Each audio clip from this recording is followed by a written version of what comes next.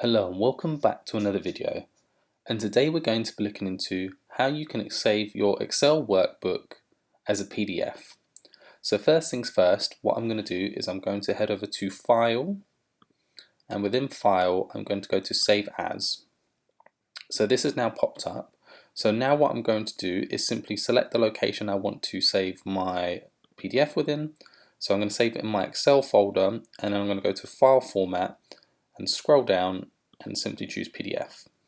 From this point you can choose whether to save the whole workbook or just save a specific sheet into a PDF. I'm just going to select the whole workbook, and I'm going to select the first option here, so best for electronic distribution and accessibility rather than best for printing.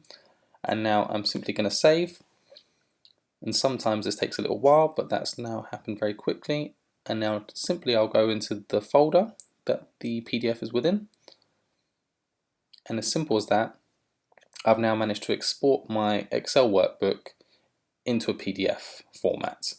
So yeah, this is very useful when you want to change the format of your Excel workbook, and something I'd highly recommend using, as it's very easy to do and very quick to do. If you like this video, please like and subscribe, and I'll catch you in the next one.